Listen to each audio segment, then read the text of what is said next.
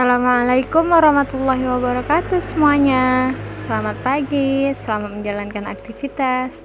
Oh iya, jangan lupa sarapan ya. Ingat, gak semuanya yang kita inginkan itu bisa teringinkan, terwujudkan. Jadi semangat untuk hari ini ya. Oke, perkenalkan, nama saya Rianti dari Prodi Pendidikan Matematika Fakultas Tarbiyah dan Ilmu Keguruan.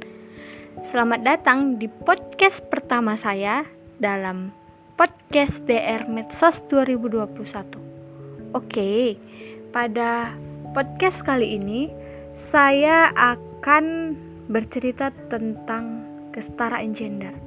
Ya, seperti yang kalian ketahui bahwa sekarang lagi marak-maraknya tentang kesetaraan gender, bukan? Tidak usah jauh-jauh.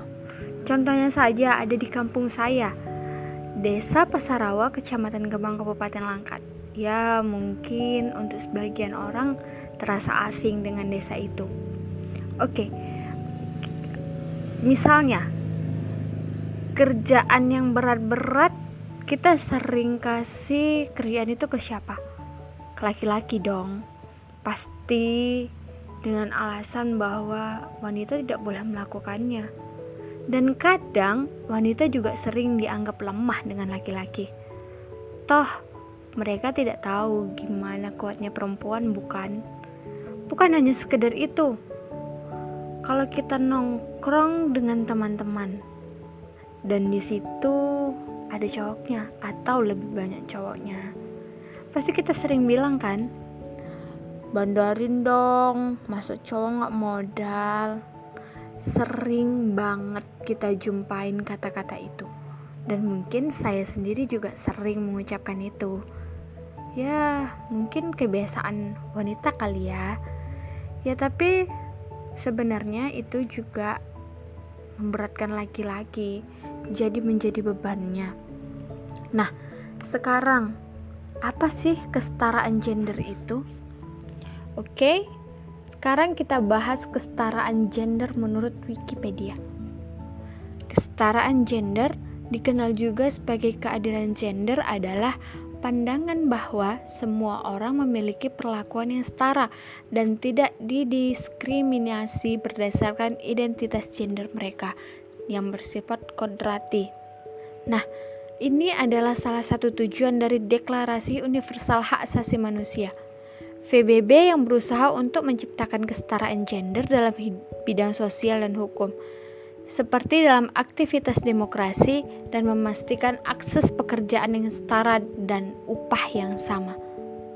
Dalam praktiknya, tujuan dari kesetaraan gender adalah agar tiap orang memperoleh perlakuan yang sama dan adil dalam masyarakat, tidak hanya dalam bidang politik, di tempat kerja, atau bidang terkait dengan kebijakan tertentu.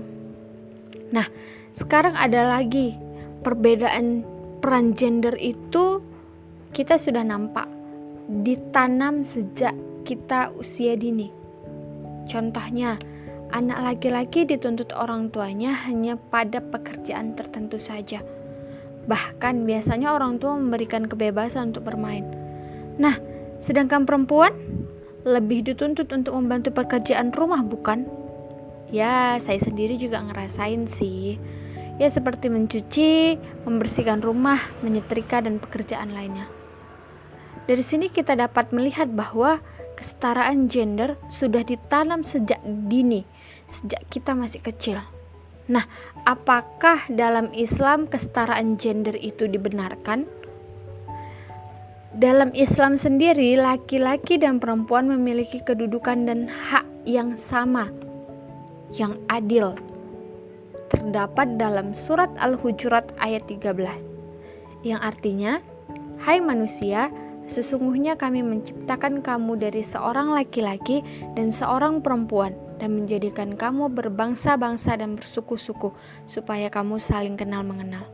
Sesungguhnya orang yang paling mulia di antara kamu di sisi Allah ialah yang paling takwa di antara kamu.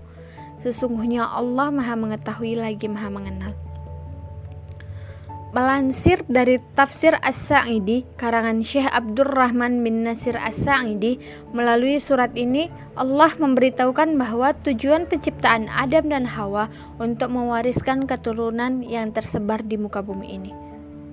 Kemudian Allah menyebarkan laki-laki dan perempuan dalam jumlah yang banyak, setara, menjadikan mereka berbangsa-bangsa dan bersuku-suku. Tujuan mereka membentuk suku, bangsa, atau kelompok tentunya agar saling mengenal, bukan? Dan saling membantu.